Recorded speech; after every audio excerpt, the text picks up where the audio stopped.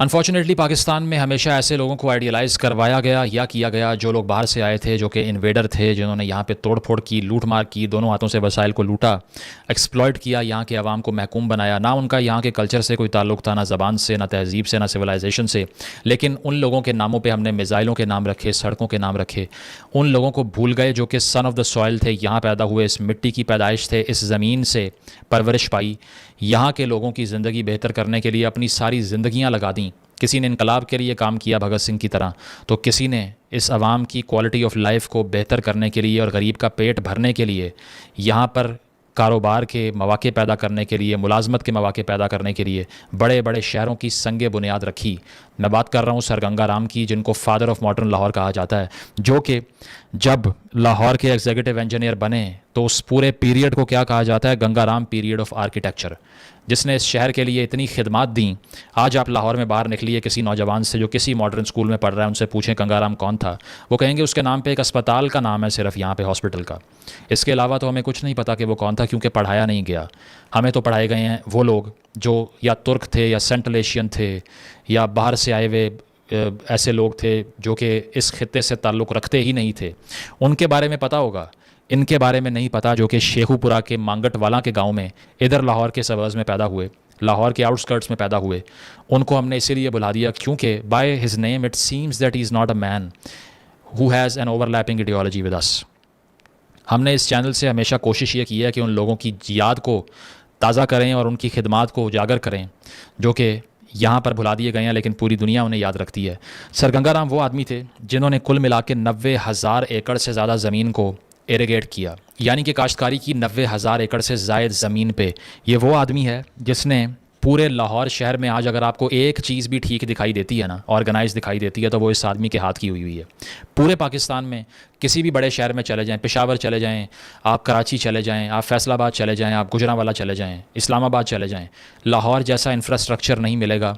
उसकी वजह कोई सियासी जमात नहीं है, बल्कि लाहौर की बुनियाद डालने वाली शख्सियत है जिसका नाम गंगाराम था, जिसने शहर के तमाम खूबसूरत तरीन टाउन्स, तमाम प्लान्ड सड़कें, तमाम वो बिल्डिंग्स जिनको आज लाहौर का फ़ख्र कहा जाता है, वो सारी इस आदमी की बनाई हुई, एक आदमी की बनाई हुई हैं। इस एक आदमी में इतना पोटेंशियल था कि इसने हमें ये बताया कि तुम 70 साल काम कर लो तब भी वो नहीं कर सकते जो मुझ अकेले ने 10-20 साल में अचीव किया, क्योंकि उसकी नीयत थी। इसलिए हमने सिर्फ उजाड़ा है और ख़राब किया, बनाया कुछ नहीं है। मैं चैलेंज करता हूँ कि कराची जैसे शहर के पास अगर एक गंगाराम होता ना, तो आज शायद वो दुनिया के सबसे खूबसूरत शहरों में से एक होता, लेकिन उसकी इतनी ज़्यादा बदकिस्मती है कि उसको एक ऐसा आदमी नहीं मिला जो लाहौर को मिल गया। आज हम बहुत खुश होते हैं, हम कहते हैं कि लाहौर बहुत खूबसूरत है और इससे अच्छा कोई शहर नहीं है, ऑर्गेनाइज नहीं है, साफ़ सुथरा नहीं है। तो जनाब उसकी बुनियाद डालने वाला आदमी उसकी रीज़न है, शायद हम भी नहीं हैं, क्योंकि उसने उस लाइन्स पे उस शहर को डिज़ाइन किया that now today you can be proud of this city. कहीं कहीं अगर आप कंपेयर करें इसको पाकिस्तान के दूसरे शहरों से, लंबी फहरिस्त है उन चीज़ों की जो कि इसने बनाई।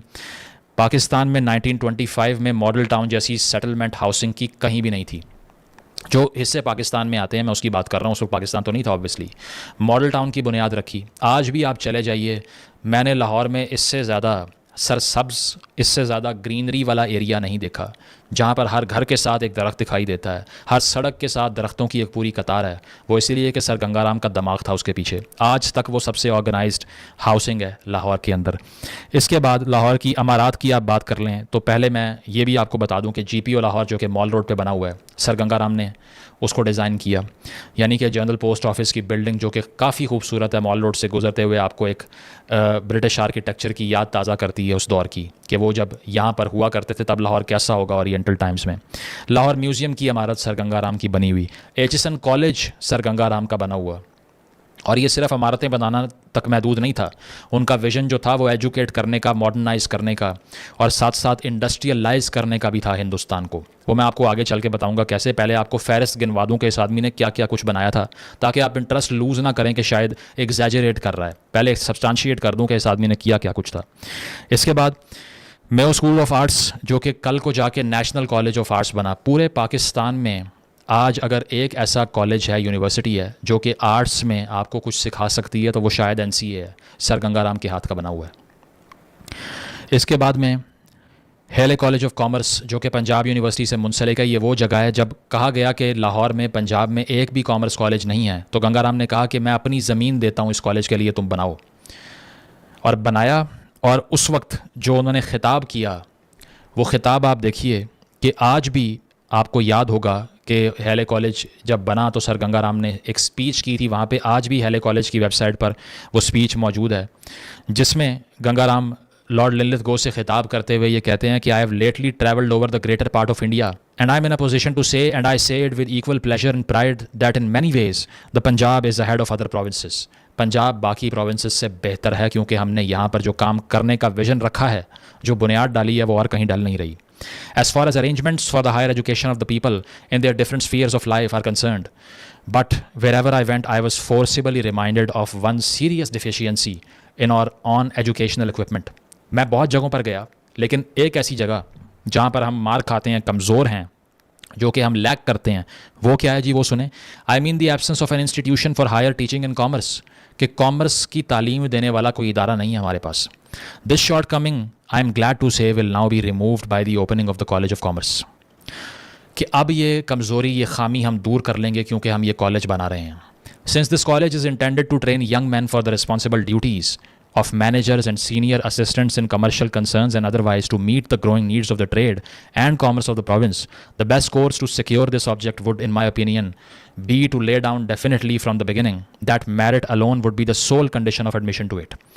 एक आदमी 1920 की दहाई के अंदर ये बात कर रहा है कि अगर तरक्की करनी है तो इकॉनमी की तरफ तवज्जो देनी होगी, और वो ये कह रहा है कि ये इदारा उन नौजवानों की खेप तैयार करेगा जो कि जदीदियत की बात करेंगे, मॉडर्निज़म की बात करेंगे और असिस्ट करेंगे इस कौम को आगे जाने में, और एक ऐसी क्लास पैदा करेंगे जो कि मॉडर्न पर्पसेस की, कमर्शियल पर्पसेस की जो ड्यूटीज़ हैं उनको मीट कर सकें, और सिर्फ मेरिट यहाँ पे रखा जाएगा।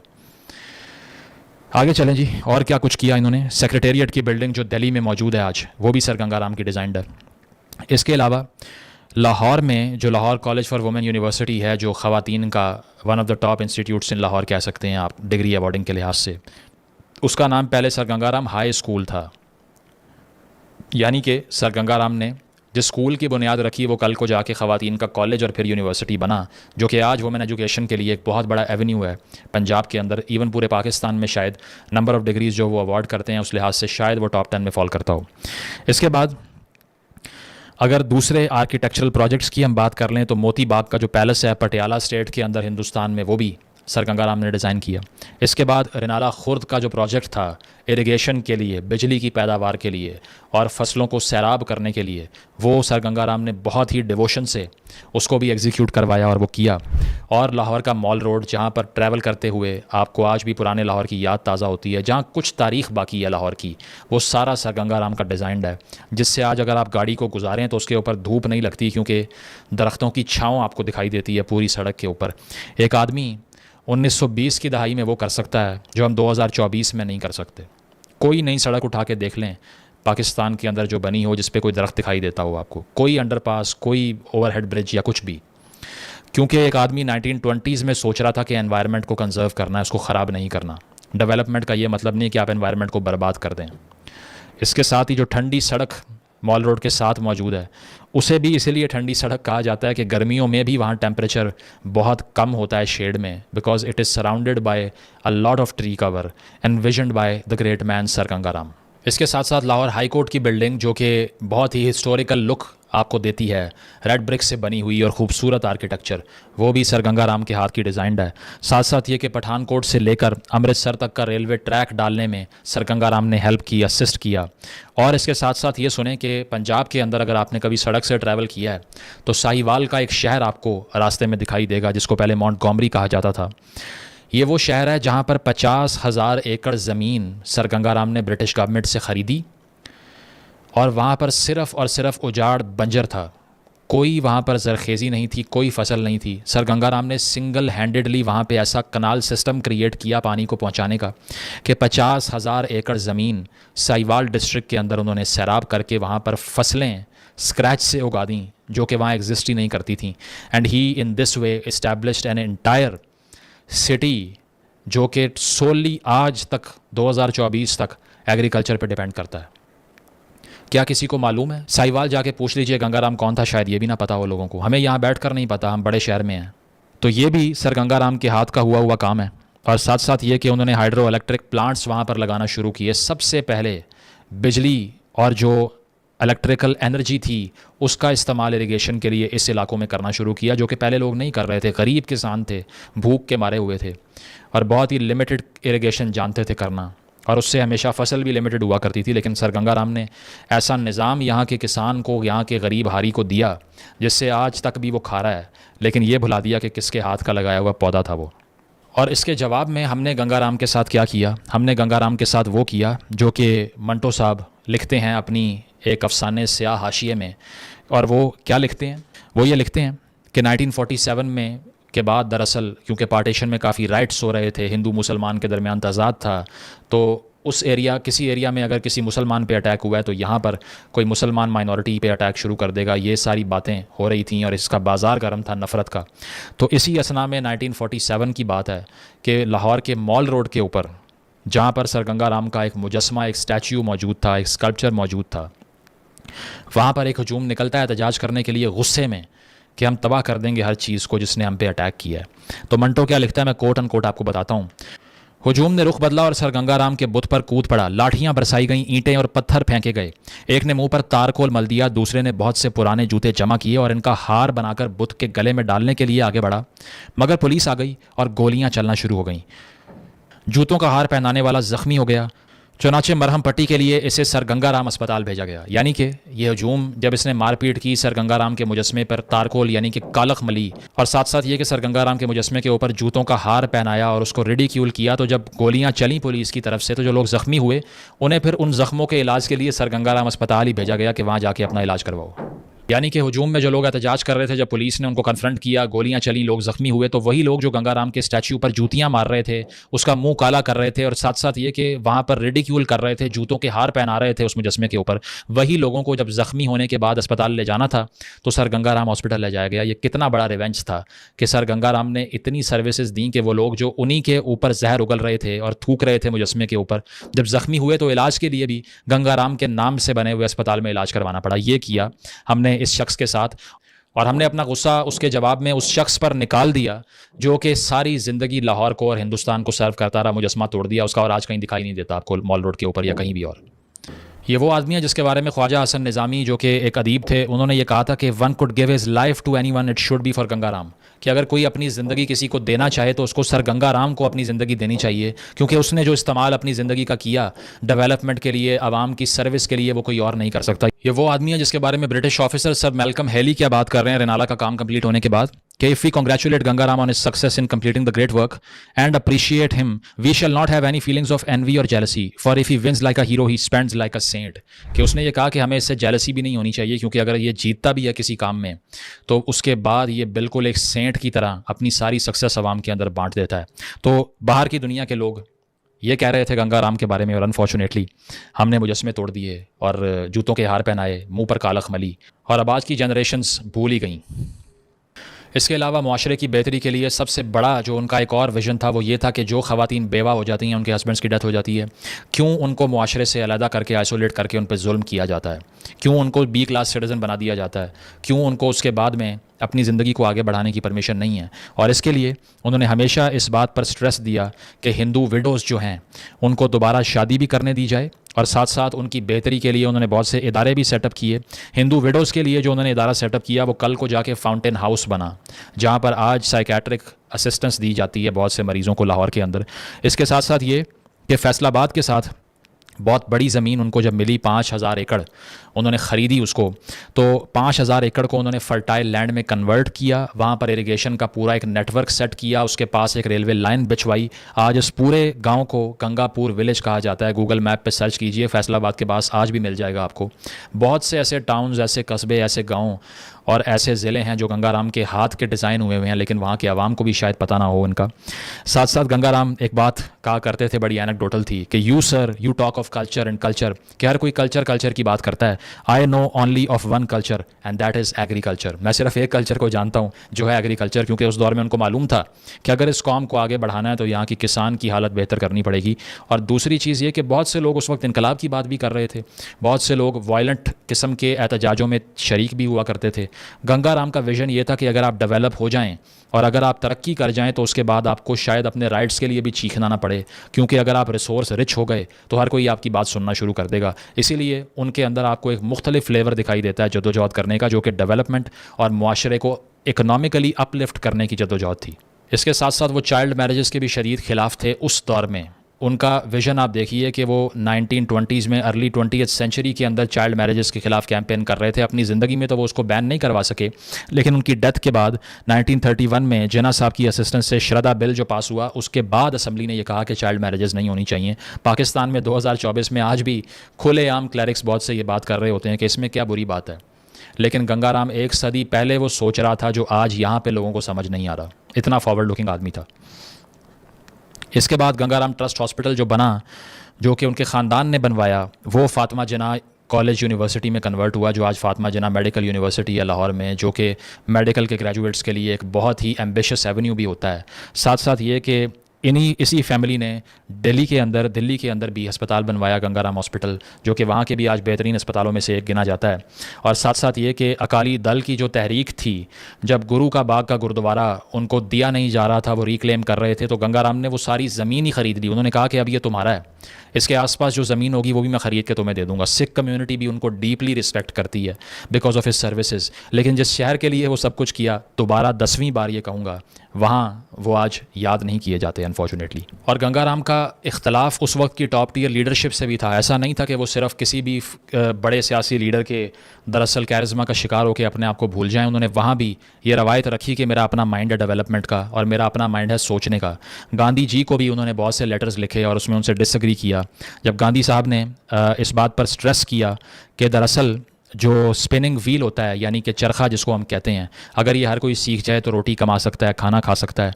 गंगा राम ने डिसएग्री किया। क्या कहा कि in my opinion, Ganga Ram continued in his letters to Gandhi ji, spinning can never pay although weaving can pay, कि स्पिनिंग से आप कोई ख़ास पैसे नहीं कमा सकते। About the spinning wheel, let me tell you that income from working the spinning wheel all day is not more than an anna and a half. सारा दिन भी आप चरखा घुमाते रहें ना, तो आपको एक आने से ऊपर पैसे नहीं मिलेंगे। Who will work for the sake of that petty amount? इतनी कम कीमत के लिए कौन काम करेगा? I have started in Lahore an industrial school for girls and women, and by the aid of the sewing machine and the embroidery machine, I guarantee that any woman learning at that school for 1 year is in a position to earn ₹1 a day. If she remains for 2 years, I guarantee ₹2 a day. तो गंगा राम ने यह कहा कि embroidery और saving machine पे जो ख़वातीन काम करेंगी वो 3-4 गुना, 10 गुना, 20 गुना ज़्यादा कमा सकती हैं उन ख़वातीन से जो कि चरखा चला रही हैं। उस दौर में विज़न देखें कि ख़वातीन की एम्प्लॉयमेंट के लिए वो ऐसे स्कूल सेट कर रहे हैं जिससे वो स्किल्ड लेबर का हिस्सा बन सकें। और आज पाकिस्तान के अंदर ऐसे गाने बन रहे हैं कि जो औरत को दफ्तर छोड़ने जाता है उसके ऊपर तो लानत होनी चाहिए, जो औरत बाहर निकलती है उसको शर्म आनी चाहिए, वो तो 2 नंबर होती है। ये वो विज़न था जो हमने कंटिन्यू करना था आगे, जिसको हम भूल गए, जिसमें हमने ख़वातीन को मेन स्ट्रीम का हिस्सा बना के इंटीग्रेट करना था मुआशरे में, जिसमें हमने ख़वातीन को फ्रंट लाइन सोल्जर बनाना था अपने मुआशरे की इकनॉमिक तरक्की का, लेकिन हम इसे कंटिन्यू नहीं कर सके। आगे लिखता है, one of our girls 15 years old after a training of 1 year has become so expert in the art of embroidery that she can now earn ₹3 to 4 a day by working about 6 hours a day। तो इस तरह से उन्होंने दरअसल ये कहा कि गांधी जी जो तलकीन कर रहे हैं वो मॉडर्निटी की तलकीन नहीं है। उनका अपना तरीका होगा बात करने का। एक जगह टॉन्ट भी करते हैं उनको कि आप इतना सिंपलर लैंग्वेज में इमोशनल बयानात देते हैं, इसीलिए लोग आपके पीछे चलते हैं। लेकिन मेरा ताल्लुक इस सियासत से कोई नहीं है, मैं सिर्फ डेवलपमेंट पे काम करूँगा। पाकिस्तान में शार्लटन्स बहुत से ऐसे हैं जो पब्लिक चैरिटी और साथ साथ ये कि फ़िलांथ्रोफी के नाम पर आवाम को बेवकूफ़ बनाते हैं। लेकिन ये होती है फ़िलांथ्रोफी कि आप सियासत के गंद में घुसे बगैर आपने ये इस्टेब्लिश किया कि मैं मुआशरे के लिए वो कुछ कर सकता हूँ जो कि मेन स्ट्रीम पॉलिटिशियन भी नहीं कर सकता। तो बिलाखिर गंगा राम की लेट 1920s में डेथ होती है और वो उस वक्त लंदन में थे, यूके में थे, लेकिन उनकी यहाँ पर अस्थियाँ लाई जाती और उसमें से आधी हिंदुस्तान में गंगा में बहा दी जाती हैं, जबकि आधी को लाहौर लाया जाता है। और जो बेवा ख़वातीन के लिए इंस्टीट्यूट उन्होंने बनाया था वहाँ पर उनको दफनाया जाता है, जहाँ पे गंगा राम की समाधि आज बनाई गई लाहौर में मौजूद है। बहुत से लाहौरियों को भी नहीं पता होगा इस बात का। उनका एक ड्रीम था कि मरने से पहले मैं 30 लाख रुपये कमा लूँ, और जब उन्होंने ये 30 लाख रुपये कमा लिए तो उन्होंने ये सारे का सारा पैसा बेवा ख़वातीन के लिए दे दिया और साथ साथ ये कि अपनी तमाम प्रॉपर्टीज़ भी ट्रस्ट में डिस्ट्रीब्यूट कर दी, अपने पास कुछ भी नहीं रखा। तो इस वीडियो का क्रक्स ये है कि हमें अगर आज लाहौर की कोई बात पसंद आती है तो उसका ताज हमें गंगाराम के सर पे पहनाना चाहिए। तो पंजाब की जो भी करंट गवर्नमेंट है, चाहे वो मरीम नवाज़ साहिबा की है, इससे पहले पीटीआई की थी, जिसकी भी है, मैं अब उनसे रिक्वेस्ट करूंगा कि वो ऑफिशियली गंगाराम की कंट्रीब्यूशन को स्टेट लेवल पे एक्नॉलेज करें और एक्सेप्ट करें कि इस तरह की अजीम इंसान हमें चाहिए आज पाकिस्तान को आगे लेके जाने के लिए। ये वो लोग हैं जिनके बारे में हमें पाक स्टडी में पढ़ाना चाहिए, जो कि हम नहीं पढ़ाते। झूठ का पलंदा बनाकर रखा हुआ है और उन लोगों को सर पे बिठाया हुआ है जिनका हमसे ताल्लुक़ कोई नहीं है। ये वो लोग हैं जो सारी ज़िंदगी यहाँ के अवाम के लिए काम करते रहे, इनको हमने भुला दिया। इनको कोमेमोरेट करना चाहिए। Gangaram should be studied in all curriculums of this country. He should be remembered for his unmatched, unparalleled sort of services for this country and this nation as well. और ख़ास तौर पे आज अगर लाहौर में या कोई भी मॉन्टगोमरी में, साहिवाल में कोई ऐसा प्रोजेक्ट है जो काम कर रहा है तो क्रेडिट इस बंदे को जाता है। तो ये वो लोग हैं जिनको याद रखे बगैर हम आगे नहीं बढ़ सकते, जिनको कबूल किए बगैर, एक्सेप्ट किए बगैर इनकी सर्विसेज को हम आगे नहीं बढ़ सकते। और ये वो लोग हैं जिनको रोल मॉडल बनाए बगैर हमारा कुछ नहीं हो सकता। क्योंकि अगर हमारे रोल मॉडल जंगें करने वाले या मंदिर तोड़ने वाले या इसके अलावा प्लंडर करने वाले, लूट करने वाले थे, तो फिर आगे वाले आने वाली नस्लें भी वही करेंगी जो उन्होंने किया था। इसीलिए ज़रूरत समर की है कि उन लोगों को आइडियलाइज़ किया जाए जिन्होंने बिल्ड किया है, डिस्ट्रॉय नहीं किया। Thank you.